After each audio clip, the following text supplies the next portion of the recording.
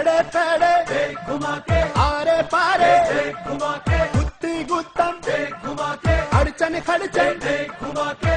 जी हाँ, ये है वो मनचले जो अपनी छुट्टी को क्रिकेट के लिए वक्फ कर देते हैं और कहते हैं अगर छुट्टी के दिन क्रिकेट मैच ना खेलो तो छुट्टी का मजा किरकिरा हो जाता है। 23 मार्च हो या संडे हो, हम क्रिकेट खेलकर अपनी जिंदगी है ना छुट्टी वाला दिन गुजारते हैं अपना। हमें क्रिकेट खेलने का शौक है, तो जैसे हमें छुट्टी मिलती है हम फौरन ग्राउंड में आ जाते हैं। दूसरी जानिब बच्चे भी बड़ों से क्रिकेट मैच खेलने में पीछे नहीं रहते। अगर गेंद दरख्त पे अटक जाए तो तेजी से गेंद उतारने दरख्त पे चढ़ जाते हैं। मैच खेलने आते ऊपर गेंद चली गई, खेल तो गेंद ऊपर चली गई।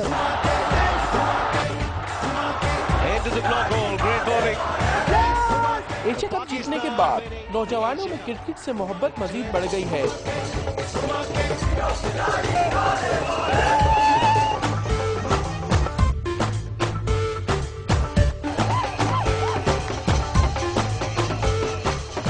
अगर क्रिकेट की सरपरस्ती बल्दियाती और सूबाई सतह पे की जाए तो मजीद टैलेंट सामने आ सकता है।